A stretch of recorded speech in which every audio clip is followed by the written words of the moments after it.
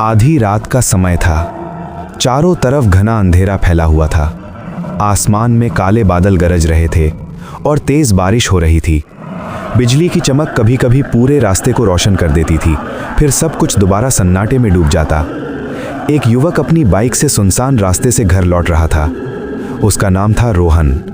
रोहन अपने दोस्त के जन्मदिन की पार्टी से देर रात वापस आ रहा था। जल्दी घर पहुंचने के लिए उसने गांव के पीछे वाले पुराने जंगल का रास्ता चुना। लोग उस रास्ते के बारे में कई डरावनी बातें कहते थे, लेकिन रोहन ने कभी उन बातों पर विश्वास नहीं किया। वो मुस्कुराते हुए बाइक चला रहा था कि तभी अचानक धड़ाम, बिजली जोर से चमकी और उसी पल उसकी बाइक बंद हो गई। रोहन ने कई बार किक मारी, लेकिन बाइक स्टार्ट नहीं हुई। बारिश लगातार तेज होती जा रही थी। तभी उसकी नज़र सामने दूर एक बड़ी पुरानी हवेली पर पड़ी।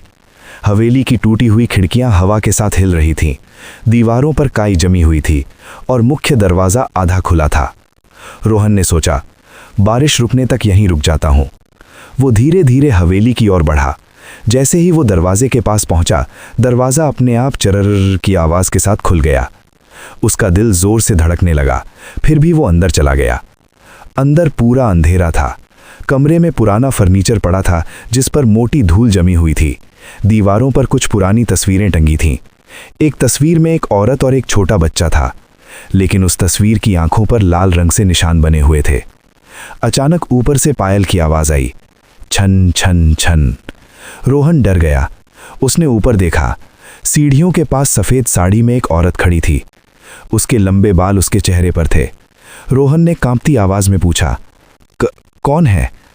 वो औरत धीरे धीरे सीढ़ियों से ऊपर चली गई। रोहन को लगा शायद कोई यहाँ रहता हो। वो उसके पीछे पीछे ऊपर गया। ऊपर पहुँचते ही एक लंबा गलियारा था। गलियारे के अंत में एक कमरा था, जहाँ से रोने की आवाज़ आ रही थी।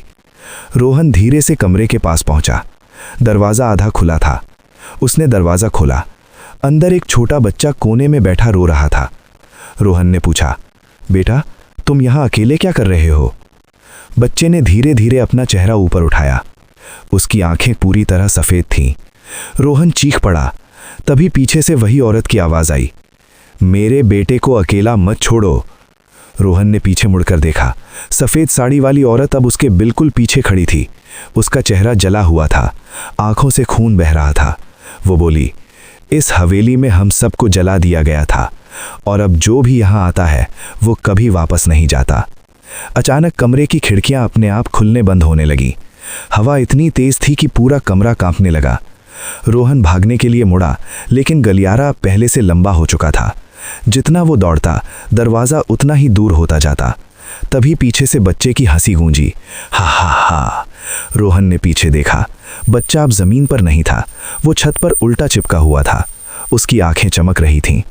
रोहन डर के मारे नीचे गिर पड़ा। तभी अचानक बिजली चमकी और हवेली के हर कोने से लोगों की चीखें सुनाई देने लगीं, जैसे कोई आग में जल रहा हो। औरत ने कहा, हमें इंसाफ चाहिए। रोहन कांपते हुए बोला, मैं क्या कर सकता हूँ? औरत ने दीवार की तरफ इशारा किया। वहाँ एक पुरानी तस्वीर थी। तस्वीर में गांव का जमींदार खड़ा था। औरत बोली, उसी ने हमें जलाया था। रोहन समझ गया कि ये हवेली सिर्फ डरावनी नहीं, बल्कि एक अधूरी आत्मा का शाप थी। अचानक नीचे से किसी के कदमों की भारी आवाज़ आने लगी। ठक ठक ठक। एक लंबा काला साया सीढ़ियों से ऊपर आने लगा। उसकी आंखें लाल थीं, उसके हाथ में जलती हुई मशाल थी। औरत चीखी, वो फिर आ गया। रोहन पूरी ताकत से भागा। इस बार मुख्य दरवाज़ा खुला हुआ था। वो हवेली से बाहर निकला और बिना पीछे देखे अपनी बाइक तक पहुंचा। जैसे ही उसने बाइक स्टार्ट की, बाइक तुरंत चालू हो गई। वो पूरी रात भागता रहा। अगली सुबह उसने गांव वालों से हवेली के बारे में पूछा। गांव वालों ने बताया कि 15 साल पहले उस हवेली में एक औरत और उसके बच्चे को जिंदा जला दिया गया था, और तब से हर तूफानी रात वहां उनकी आत्माएं दिखाई देती हैं। रोहन सन्न रह गया, क्योंकि उसकी जेब में कुछ था। वो एक पुरानी तस्वीर थी। उस तस्वीर में वही औरत, बच्चा और उनके पीछे रोहन भी खड़ा था। अगर आपको ये कहानी पसंद आई हो तो चैनल को सब्सक्राइब करना ना भूलें, और ऐसी ही और वीडियो के लिए कमेंट ज़रूर करें।